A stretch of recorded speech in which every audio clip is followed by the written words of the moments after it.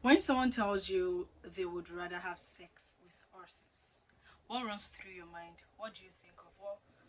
What are the train of thoughts that you pass through? Because I mean, I would probably just be mute and look at the person for as long as possible. Yeah, so that's what we'll be discussing today. Paraphilia. Yeah, so paraphilia in long and short form of it is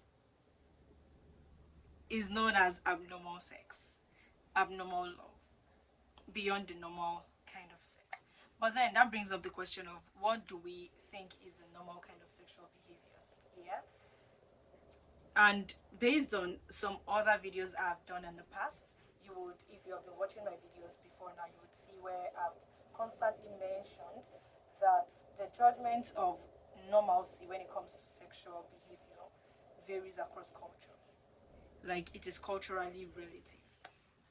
So let's take homosexuality for example.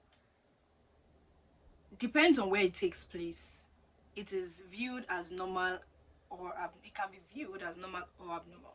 Say for example, homosexuality in Nigeria, we are not even friendly towards. We feel the part of the world, this part of the world feels like homosexuality is a crime against human nature. Whereas, like in the US and other parts of the world, they feel like yeah, this is an expression of his own self. So I mean, why not? It is viewed as normal. Here, it is viewed as abnormal. So yeah, when it comes to sexual behavior, we can also begin to say, okay, the normalcy of this whole thing is relative, right? So for us to tag this certain kind of sexual behaviors as abnormal, it means that it has been judged that this is the mainstream normal for a lot of people. So this particular ones, nah, it is like weird.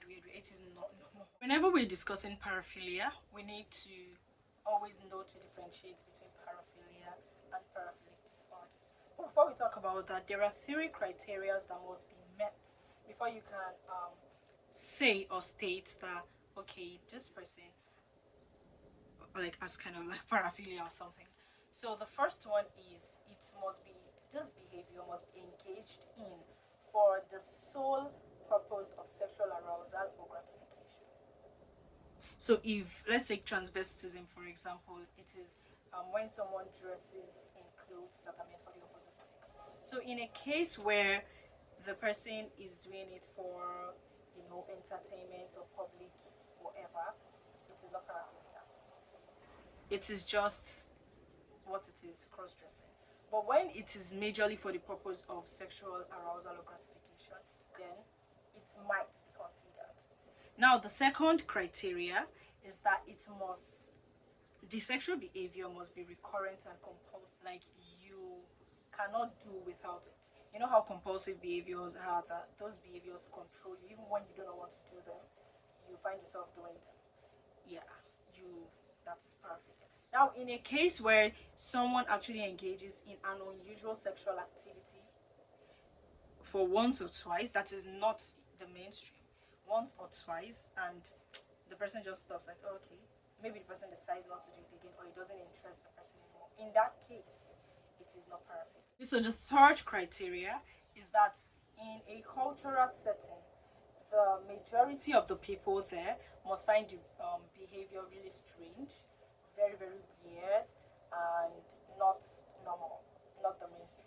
So those three criteria must be met before a sexual behavior can be considered paraphilic, like maybe it's paraphilia, right? So now let's go into paraphilia and paraphilic disorders. Now paraphilia can is relatively harmless. Paraphilic disorder is actively harmful. That is the major difference. So this person is engaged in a sexual behavior that is not harmful to any other person around them. So literally, you're sleeping with a horse or something. Is your business. Like, it's not harmful to you. There's nothing really like happening to you, and there's nothing happening to the horse and all of that. Then, yeah, it is relatively harmless. But in a case of necrophilia, where the person is attracted to dead bodies, and the person sometimes extremely have to like kill their victims to have sex with their dead bodies, then that is like paraphilic disorder. Yeah, so majorly that is the difference between paraphilia and paraphilic disorders. So in the next video, we are going to be talking about armless paraphilias and for paraphilias. So we're going to take the ones that are armless first, types of paraphilias basically, so we'll be talking about in the next coming videos. So the sexual behaviors that are really weird but they are armless, and then we progress to the ones that are really really weird and they are harmful.